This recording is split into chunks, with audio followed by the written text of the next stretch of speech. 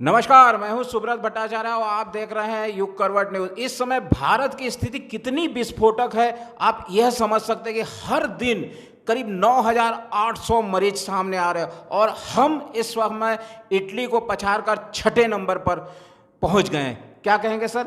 आज हमारे साथ हमारे पुराने पहले से ही जो आ रहे हैं गेस्ट वो हैं कॉलमनिस्ट पंकज शर्मा जी, साथ में है प्रधान संपादक सलामत मिर्जा। क्या कहेंगे सर, ये जो स्पीड है इसकी पहले से ही कही जा रही थी, अब वही बात साबित हो रही है जो आपने 1 महीना पहले कही थी? जी बिल्कुल, आपने सही करा भट्टाचार्य जी, बिल्कुल सही कहा है। और यही जो हम लोग पहले से डिस्कस कर रहे थे और वही चीज़ें अब निकल के आ रही हैं। लेकिन साथ में सवाल इसमें एक बहुत बड़ी ये भी पैदा हो रहे हैं कि जितनी संख्या बढ़ रही है उतनी व्यवस्थाएं भी अब पहले जैसी नहीं दिखाई दे रही हैं। अब कल जो है इसका जो अनलॉक 1 का जो है सेकंड फेज़ कल शुरू होने वाला 8 जून से, और कल भी बहुत चीज़ें खुलने वाली हैं। तो सब बहुत एक अजीब सा माहौल होता जा रहा है।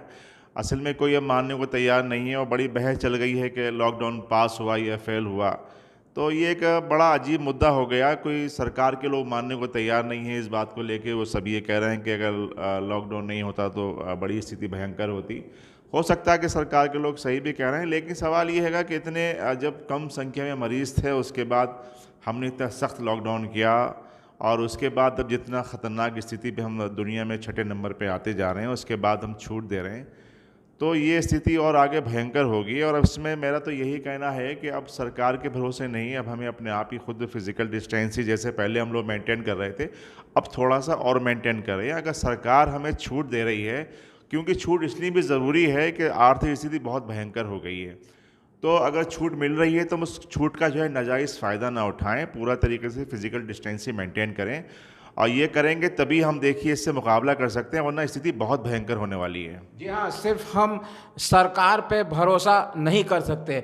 ये वो स्थिति है जब हमारे यहाँ टेस्टिंग बहुत कम हो रही है। क्या कहेंगे सर टेस्टिंग को लेकर?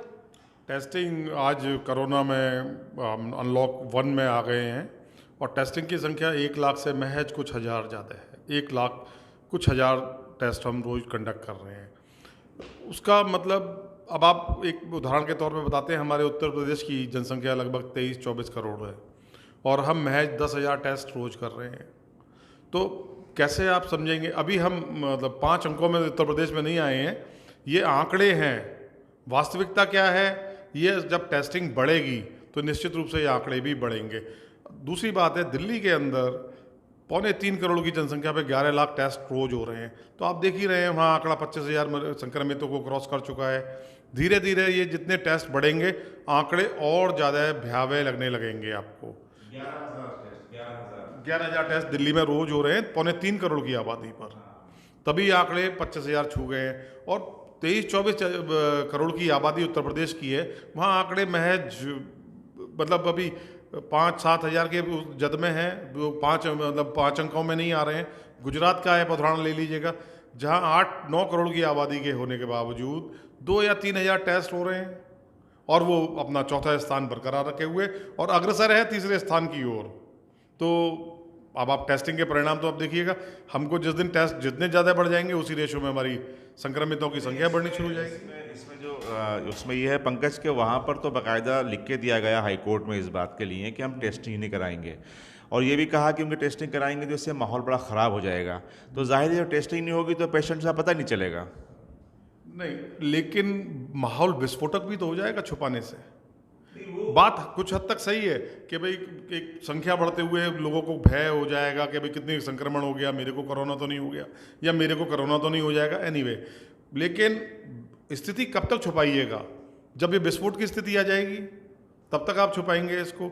वैसे कुछ खुशखबरी है, जल्दी आपको जून के महीने में सुनने में आ जाएंगी, कुछ ट्रीटमेंट इसके जल्दी अवेलेबल। जी हाँ, कब तक सच्चाई को छुपाइएगा ये शायद सरकार की ओर इंगित करता है। अनलॉकडाउन का पहला चरण कल खत्म होने वाला है। परसों यानी सोमवार से कुछ धार्मिक स्थलों को खोले जाएंगे, लेकिन एक जो सवाल उठ रहा है कि जुलाई से शायद स्कूल कॉलेजों को भी खोले जाएंगे।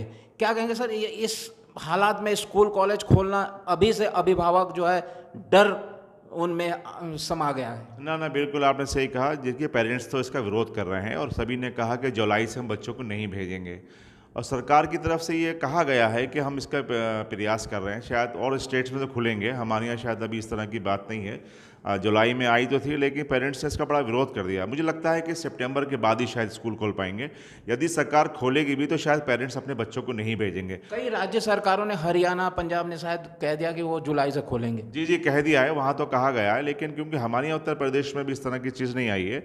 और मुझे लगता है देखिए भट्टाचार्य, सबसे बड़ी बात यह है कि अब कोरोना को लेकर सरकार जितनी पहले गंभीर थी उतनी नहीं है, क्योंकि अब देखिए चुनाव भी आ रहे हैं। अब बिहार के चुनाव में तैयारियां लग गई और शायद 9 जून को जो है कोई पहली रैली है अमित शाह की, वर्चुअल रैली। हाँ देखिए अब तो तैयारियां हो चुकी हैं, रैलियां हो रही हैं। जाहिर है कि ये तैयारियां हो रही हैं। और दूसरी चीज़ ये है कि जितना सरकार कर सकती थी उतना करा उसने।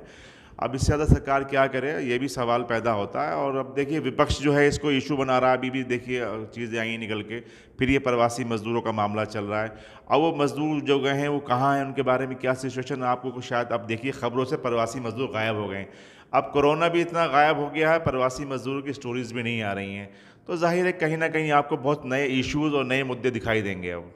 जी हाँ, कोरोना के मुद्दे अब सेकेंडरी हो गए और फ्रंट पे कुछ और ही मुद्दे हैं जो रोज के रोज सुर्खियां बन रहे हैं। कोरोना से संबंधित एक और मुख्य बात करेंगे। WHO ने आज भारत को आगाह किया कि अभी विस्फोटक स्थिति आई नहीं है, संभल जाइए, अभी अनलॉकडाउन को धीरे धीरे करिए। सर, आज WHO की ओर से आया कि भारत में अभी स्थिति विस्फोटक नहीं है, क्या कहेंगे?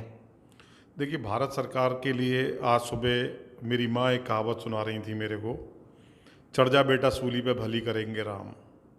तो मैंने मम्मी से इसका मतलब पूछा, मम्मी इसका मतलब क्या है चढ़ जा बेटा सूली पे? बोले जिस दिन से सरकार ने करा है ना बेटा अनलॉक 1, कि अब भली अब राम ही करेंगे। आप ये समझ लीजिएगा अनलॉक 1 जैसे अभी आपने बोला शुरू होने वाला है, ख़त्म होने वाला है, ख़त्म नहीं होने वाला, नहीं, ये प्रभावी 8 जून से होने वाला है। और स्कूल खोलने के लिए डिस्क्रिशन स्टेट गवर्नमेंट यूटी पे छोड़ दी गई है। उस समय आकलन करा जाएगा कोरोना के संक्रमितों की संख्या कितनी बढ़ी, तब अनलॉक फेज 2 को विचार करा जाएगा, उसका रूप प्रारूप क्या होगा। और जहाँ तक ये बात है WHO की वार्निंग, ये बिल्कुल सही वार्निंग है। आपको याद होगा एम्स के डायरेक्टर साहब ने भी हमको वार्निंग दी थी, इसका पीक अभी शेष है। जो मैं एक्सपेक्ट करता हूँ कि ये बरसात के अंदर जो लगता है स्टडीज़ है, मतलब WHO भी शायद उसी को आधार मान के चल रहा होगा, मानसून हमारा ड्यू हो जाता है 26-27 जून के बाद। 26-27 जून के बाद मानसून शुरू हो जाता है, मतलब मॉइस्चर एटमॉस्फेयर में अवेलेबल हो जाएगा, ह्यूमिडिटी बढ़ जाएगी। तब ये वायरस कैसे म्यूटेट करेगा अभी प्रिडिक्टेबल नहीं है, लेकिन संख्या जरूर उस समय बढ़ेगी।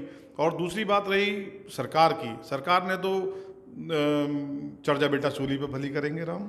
लेकिन मुझे तो ये लगता है पंकज के सबसे ज़्यादा जो गंभीरता से पहले दिन से हमारे भट्टाचार्य जी इसको लेके हैं, वास्तव में शायद जितनी डिबेट जितने गंभीर ये कोरोना को लेके हैं और जितने मैसेज दे रहे हैं, निसंदेह इसमें कोई दोहराई नहीं है। आप बहुत लगातार इस पर काम कर रहे हैं। Thank you. ये कोरोना और उसके बाद लॉकडाउन का एक बहुत ही बुरा असर गाज़ियाबाद में देखने को मिला। यहाँ के एक बहुत फेमस एटलस कंपनी जिसमें हजारों श्रमिक काम करते हैं, पिछले दिनों तालाबंदी हो गई। क्या कहेंगे सर? गाज़ियाबाद के लिए बहुत बुरी खबर है। एटलस बहुत पुरानी कंपनी है, हजारों श्रमिक काम कर रहे थे, वो बंद हो गई। गाज़ियाबाद के लिए निसंदेह बहुत बुरी खबर है, परंतु आप देश के लिए सैकड़ों कंपनी बंद हो गई, वो बहुत भयावह खबर है। कोरोना से ज़्यादा भयावह खबर है। कोरोना का इलाज मिलेगा, अर्थव्यवस्था का क्या मिलेगा, कब मिलेगा, कैसे मिलेगा, कुछ नहीं मालूम। तो अब आप हर चीज़ का कालक्रम देख लीजिए ना। कोरोना के बाद अर्थव्यवस्था पे डेंट करा है, लॉकडाउन ने करा। 30,000 करोड़ रुपए रोज का घाटा होता था लॉकडाउन वाले पीरियड में रेवेन्यू का हमारी सरकार को। तो एटलस सिर्फ गाजियाबाद के एग्जाम्पल नहीं है, ये पूरे देश के लिए एग्जाम्पल है। ऐसी सैकड़ों कंपनीज हैं जो बंद करी हैं, उनको भी मेंशन करना एटलस के साथ जरूरी है। एक अनुमान के तहत जो कंपनियां चल रही थी कोरोना से पहले, वो उसमें करीब 30% फैक्ट्रियां बंद हो सकती है। सर क्या कहेंगे? अभी जैसे औद्योगिक गतिविधियों को खोलने के बाद भी उस तरह की रफ्तार नहीं पकड़ पाई जिस तरह की एक अपेक्षा थी। फैक्ट्रियां बंद हो रही है, श्रमिकों को निकाला जा रहा है, आर्थिक स्थिति बहुत ही डामाडोल स्तर पर पहुंच गई है। देखिए, ये सब कुछ पहले से हमें लोग जानते थे, आप भी हमने चर्चा की है। जाहिर है कि देखिए 3 महीने पूरा आर्थिक कारोबार बंद रहा है, परेशानियां हुई, इसमें कोई दो राय नहीं है। और अब हम चाहेंगे कि शायद आने वाले वक्त में कुछ सुधार हो जाए, तो ये चीज़ें तो अभी हमें झेलना पड़ेंगी। 6 महीने तक तो हमें लगता नहीं कि आर्थिक स्थिति सही हो पाएगी या कोई जिस तरह से पटरी पे आ पाएगी, लेकिन हमें ये उम्मीद करना चाहिए कि शायद ये स्थितियाँ फिर ठीक हो जाएंगी। और जिस तरह से कोरोना है उससे भी हमें ये ज़्यादा घबराने की इसलिए ज़रूरत नहीं है।